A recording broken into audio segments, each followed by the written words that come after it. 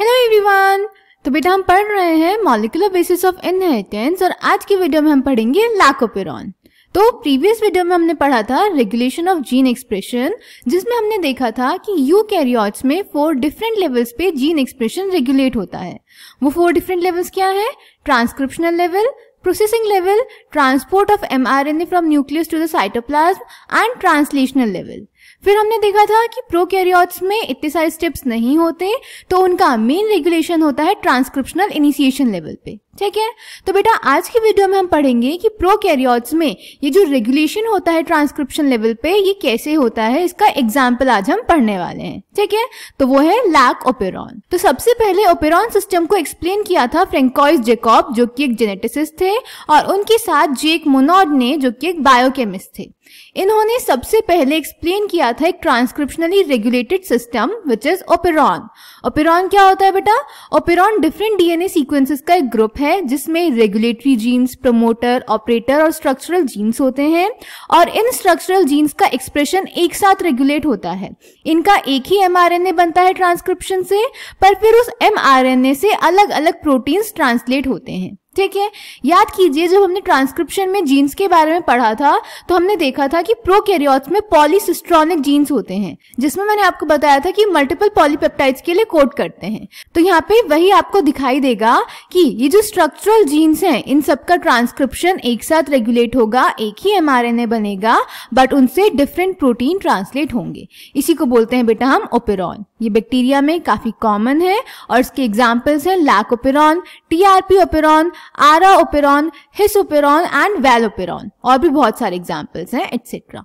Clear? अब lac operon हम पढ़ने जा रहे हैं। तो लैकोपेरॉन में lac stands for lactose which is a disaccharide. अगर आपको याद हो तो हमने क्लास 11th में बायोमोलिक्यूल्स में पढ़ा है, और इसकी मोनोमेरिक यूनिट्स हैं galactose and glucose. Clear?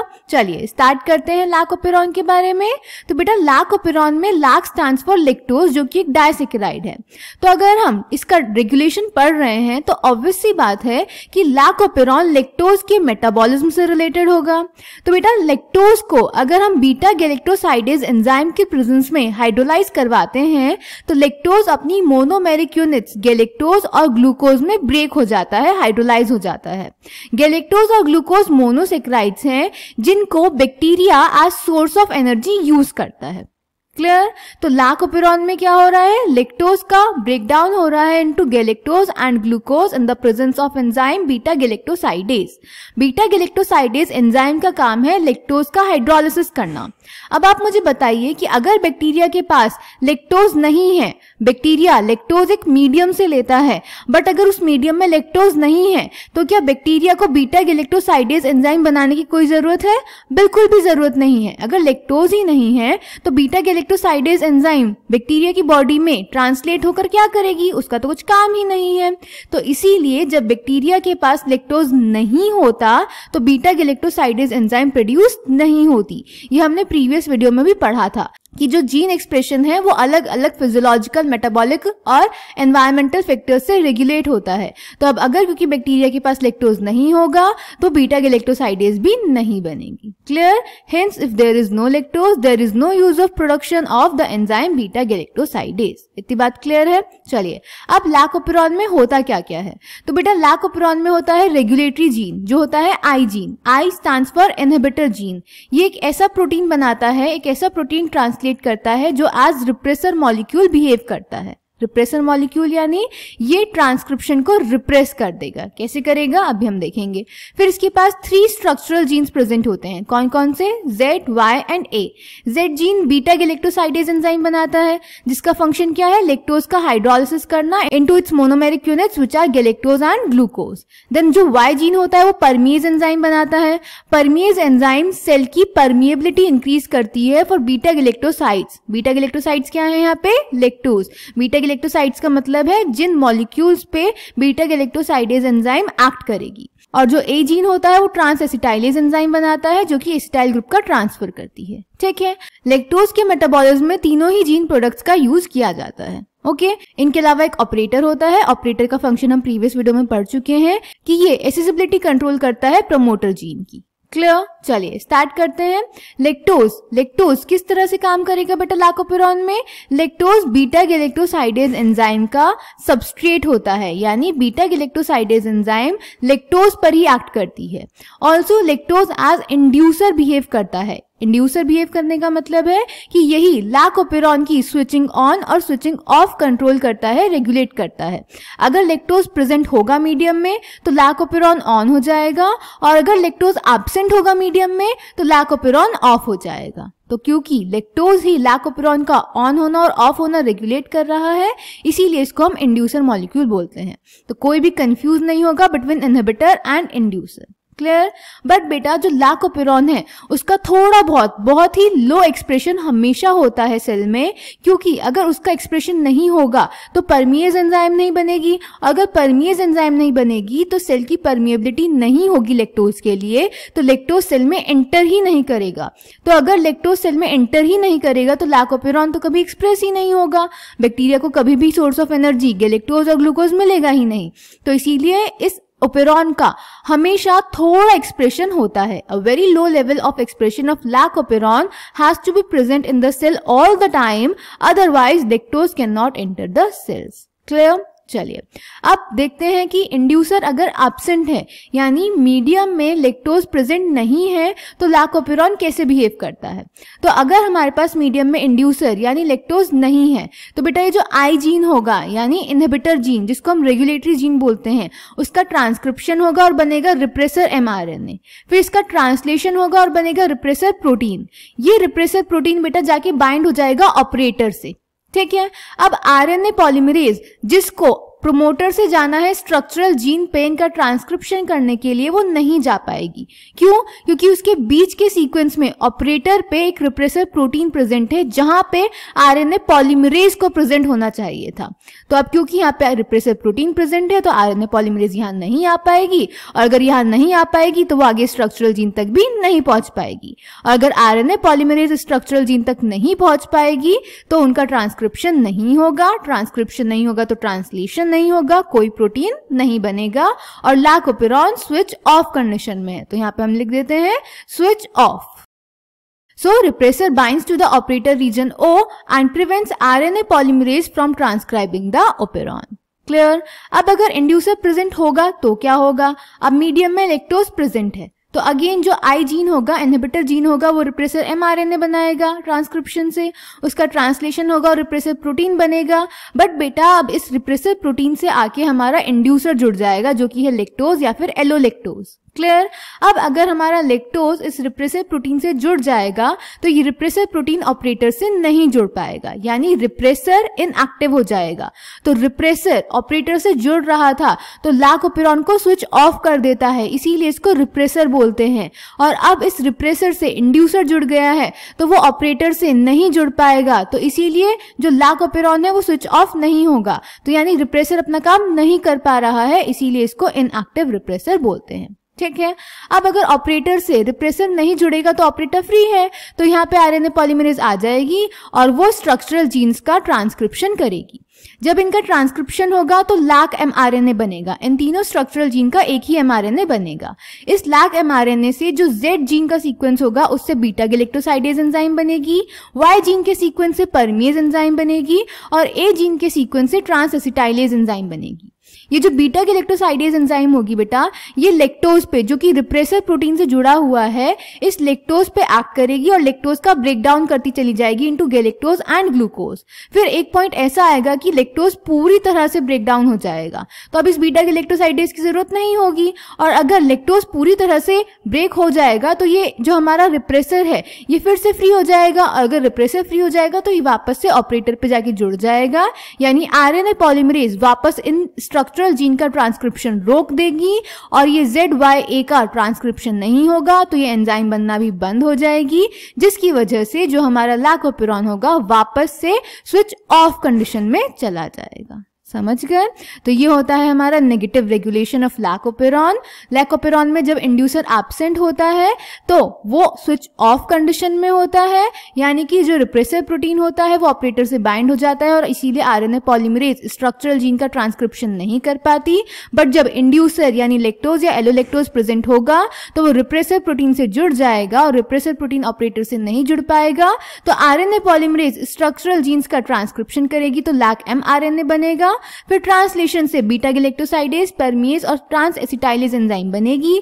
Beta galactosidase lactose का ब्रेक डाउन करती जाएगी और एक पॉइंट के बाद लैक्टोज पूरी तरह ब्रेक हो जाएगा और फिर ये रिप्रेसिव प्रोटीन वापस फ्री हो जाएगा और वापस ऑपरेटर से जुड़ जाएगा। ठीक है, तो क्योंकि रिप्रेसिव प्रोटीन लैकोपेरॉन के एक्सप्रेशन को नहीं होने देता, एज इनहिबिटर बिहेव करता है, इसीलिए हम इसको नेगेटिव रेगुलेशन बोलते हैं under the control of regulatory protein, that is repressive protein. और इंड्यूसर के प्रेजेंस में लैकोपेरॉन ट्रांसक्रिप्शन शो कर रहा है तो ये स्विच ऑन कंडीशन है।